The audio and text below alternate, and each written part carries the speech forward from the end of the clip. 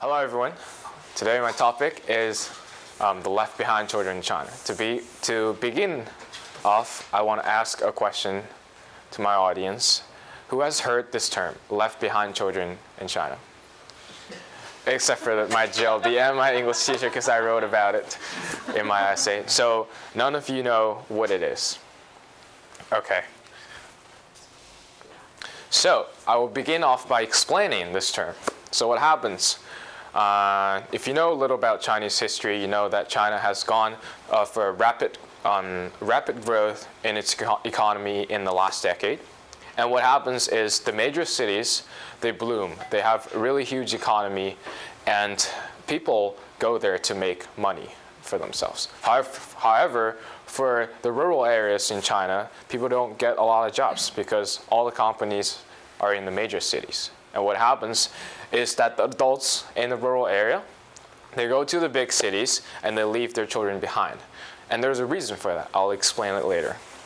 And what happens with these children who are left behind in the rural areas are that they have to do not only schoolwork, but they also have to be the adult of their family. So they have to take care of the seniors and the little ones in their family. Here's a picture of some photographs of the left behind children in China. And to fully understand this term, you have to understand a term called Hukou.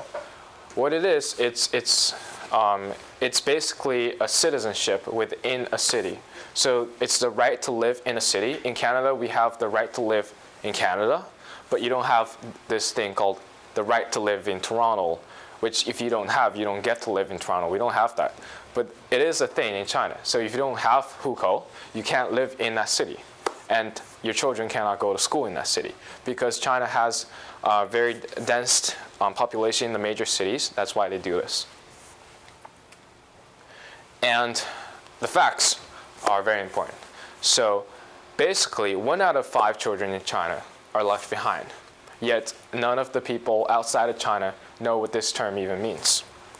And 80% of the left behind children stay in the rural areas where there is limited education and where they don't have a chance to pursue their future. Here's just a simple chart to show how important this issue and how the percentage is looking like.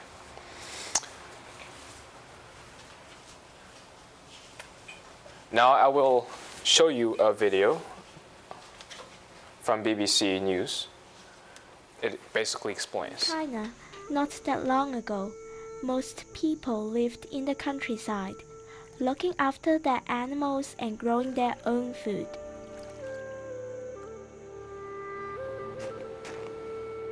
Life was hard, and people were poor. And then, everything started to change.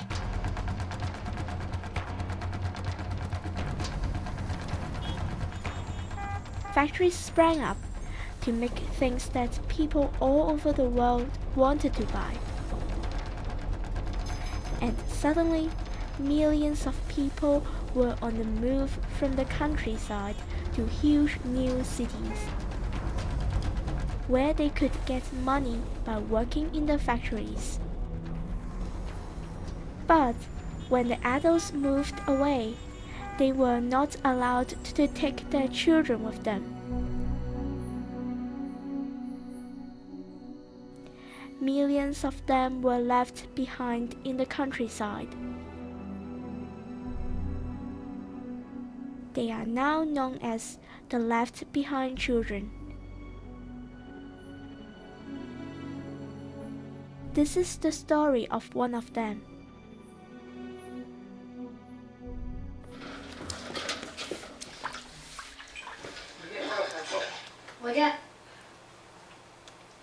I'll just shortly pause there because that pretty much gives you a sense of what this issue is. So, whoops,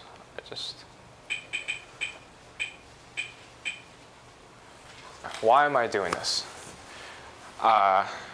to answer this question, I really have to look deep into myself. Maybe it's because I'm interested in this topic, or maybe it's because I'm from China. But actually, what I found out was none of these reasons are actually why I'm doing this topic. The reason for this topic, for me to choose this topic, is because me, myself, I feel like a left behind children in somehow. Because if you think about me, I moved away from China to come to Canada, and I have to study here while my parents are away at a very young age. I came here at grade 8. And to feel this kind of difficulty going through while I was at Canada, while my parents are not around, there are a lot of challenges for me mentally and physically.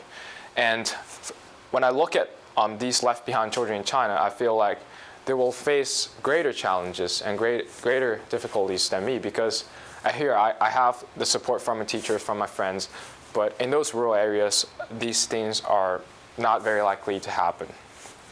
And that is why I began to think about focusing my global leadership plan on the left behind children. And that's when I realized the importance of support around me, of the support from my teachers, the support from my friends, and the support from the whole community.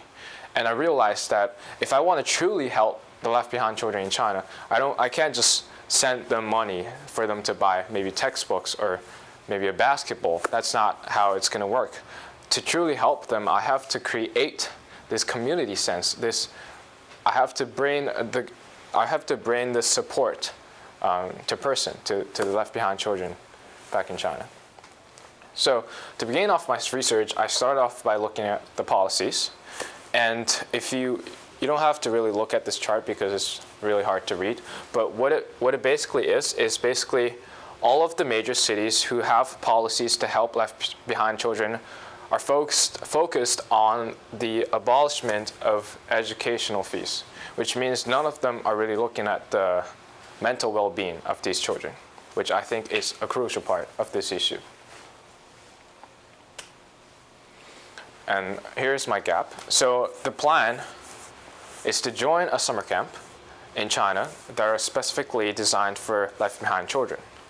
And then I would really communicate face-to-face and understand the difficulties they're going through. And in the end, I would if it's allowed, I would like to organize my own camp for the left behind children. And my camp will majorly focus on the mental well-being. And I want to create this family-like atmosphere for these children who their parents are not around during the summer break. And maybe to help them with their not only academic work, but also socially, like maybe how to save money, how to look for a career, and things like that. So here are the 3 very significant goals for me. So the first one is to deeply research into this issue. And the reason for that is because me personally, I don't know a lot about this issue too, because it's a very sensitive topic in China. And not a lot of information are online. And so I have to really deeply research into this to actually get an understanding of what this issue is caused, why this issue happens, and what I can do. So a benchmark for my research would be an overall clear understanding of the issue, which now I have succeeded. And the second objective is to volunteer in a summer camp. And there is a story behind this that I'll explain later. And so the strategy is to first find an existing program that helps the left behind children in China. And during my time at the summer camp, as I said, I would like to communicate and understand the issues. And from these discussions, I can maybe improve or adjust my global leadership plan. Maybe there's something that's not what I thought it was, and I can change that. And my benchmark would be this summer, and I actually have contacted a program, and I will join in a summer camp. And my third objective is to finalize my thoughts and spread awareness. I feel like this is a very important thing in my GLD plan, because a lot of people in Canada, in the US, they don't know what left behind children is. However, this is actually a very major issue in the world, because if you think about it, if there is 1 out of 5 children in China who's left behind children, that means there is around 20 million children who are left behind right now. And I will have to do this. I will start off from my university. I'm going to Waterloo, and hopefully I would get permission to spread awareness of this program. And I do understand there is a population of Chinese students in University of Waterloo, which I think would benefit this plan, because this group of people would be more willing to spend their money, to spend their effort on helping the left behind children. So here's the story behind my second goal. So first, I contacted this organization called Love Foundation Hong Kong. And basically what they do is they're an international non-profit, non-governmental organization that help the left behind children in China. And they have existing summer camps in China already. But however, this year in March, there were new policies established in mainland China because, as you know, we have a new leader and new directions for the country. And what he wanted was that because he feels like left behind children is a very sensitive topic, and having these foreign organizations come into mainland China and helping this left behind children may make the government look incapable of solving this issue by itself. So they basically stopped these foreign organizations from helping them, and instead they basically set new policies for the government, that each local school has to accept a certain amount of left behind children in order to help this issue.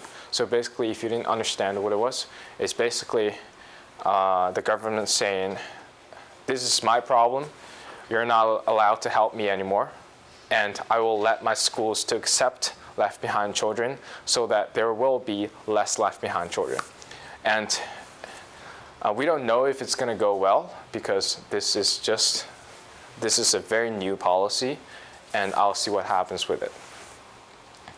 So after that, so basically after my experience with Love Foundation Hong Kong, I realized that I have to change my plan because I can't contact any international organization anymore. And contacting a governmental organization in China is actually really, really difficult because there are a lot of rules for them. So fortunately, I've contacted a program.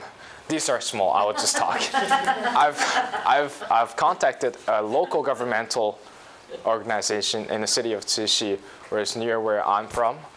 And because of personal relationships with the leaders, I'm fortunate enough to find a summer program that's designed for left behind children. However, it's for academic, and my plan is to maybe join the summer camp and come up with activities that's gonna help my plan. Maybe like maybe create my own classroom with a family atmosphere. And this is my 5-year plan. So it's basically join the camp, learn from the camp, and then spread awareness, continue my own camp, and make this a tradition. Here are the communication logs. This is one for Love Foundation. Ms. Jiang, she's very helpful, very lovely woman. However, we couldn't establish more from the policy. And this is the other governmental leader. So the risk management before, which is with Love Foundation, of course there is the program being declined by the government, which already happened. And so there's also other risks that I will not go through because this is already passed, and this is what's happening now. So I will have to take a close look to the physical condition of left behind children, just like any other camps. And the mental condition is crucial because there are a lot of sensitive topics. You can't make them write an essay on family or on my mom, my dad, because it's very sensitive. I want to be very careful of these sensitive topics and try to communicate more with these children. And the third risk is that my continuation of my plan would not be allowed by the local government. But however, there is a way, because I can just work in the governmental, within the governmental, and create my own camp. Yeah. And here are the reference, and thank you.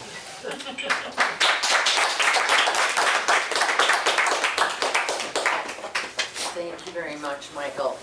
Well done. I'm going to ask you a question just because you and I have had these chats for all year, but I'm not sure if you've explained. Why did you decide, why were you interested in doing it? Why summer camps? You'd explain at the beginning of the year or soon thereafter why you thought camps were So for the reason that I choose to do a summer camp is, there are 3 reasons. First, because I'm only free during the summer, and that's the only time I can join an actual camp. And the second reason is because I feel like a camp, a short period of time, maybe 2 weeks, 3 weeks, with a family-like atmosphere is easier to do than actually create this family atmosphere for them through the whole year, which is really happening.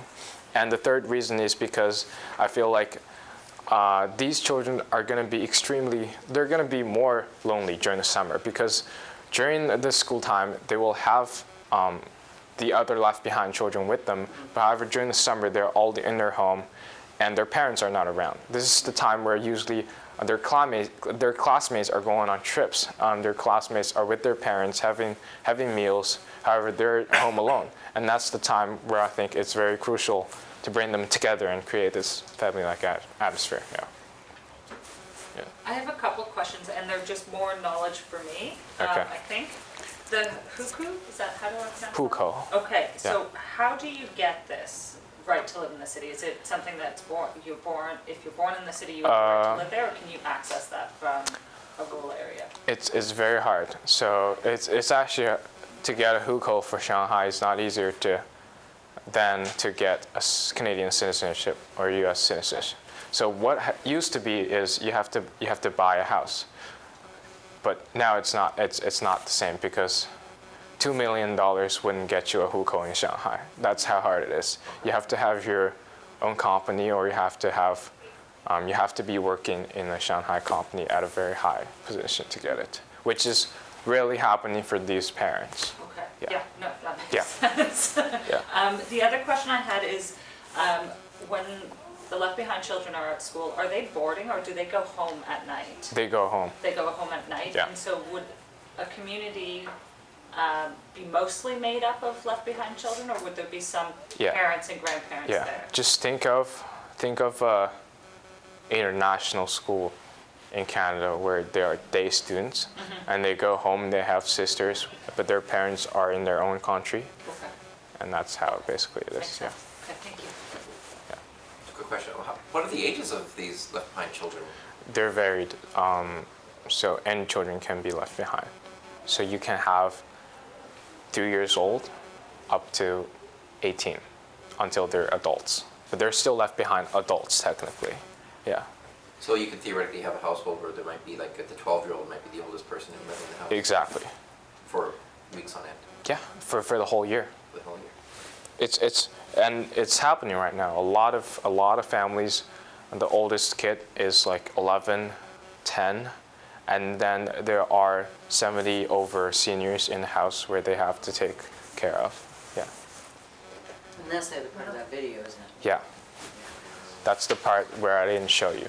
And if you remember, the kid who was just washing his feet, that was the oldest kid in the family. I have a question.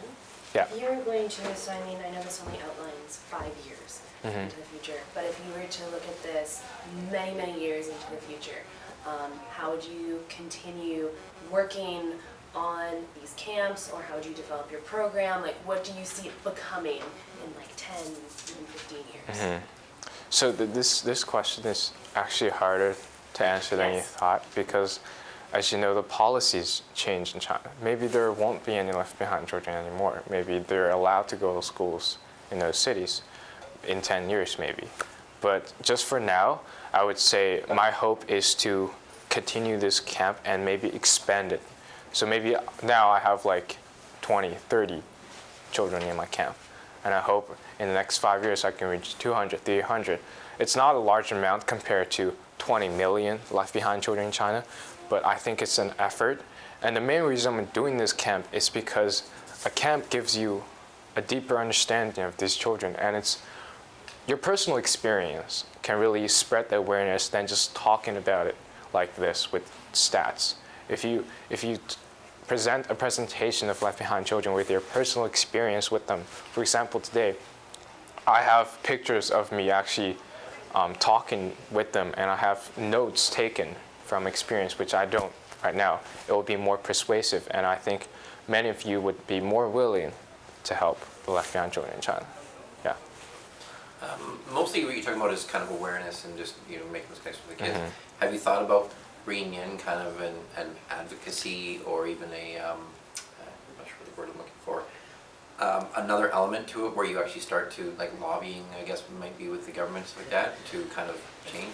Or is it mostly, is your approach not about that side, it's more about just the relational with the I think just me personally, it's not like the Canadian government where you can just lobby with the government easily.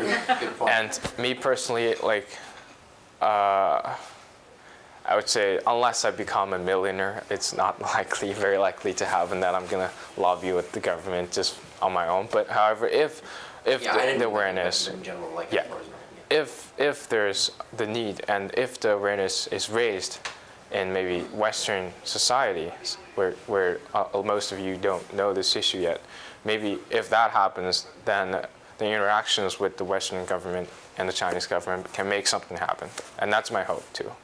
Yeah. And just building on that, would you consider building awareness here while you're at Waterloo and in Canada and trying to put some information together for perhaps the Canadian government who may Yeah, be that's, interested? I don't know how it's going to go because I don't know a lot about Canadian government either.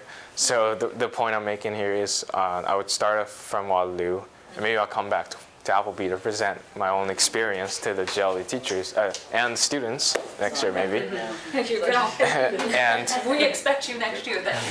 I hope this issue can be known by more people. Yeah. I had just a couple comments. One was on sort of risk mitigation, which I know we've talked about in terms of, because this is something that is, there are a lot of issues around working with vulnerable sector and also working with government who may not be happy about programs being out there. So just things to keep in mind about that. So we've already chatted about that. The other thing too is that, running a camp takes a lot of work. Yeah. So the idea of being part of a camp is one thing, and so, but if you are really interested in ultimately trying to create something, first, we've talked about having some more meetings with camp directors here, all the liabilities, the other types of things, and then of course how that would actually manage to jive with, as you say, government scenario where lobbying is not really going to be, might It's also very be hard, something that you should be thinking about over those years. Yeah. So yeah. So thank you everyone. Thank you very much.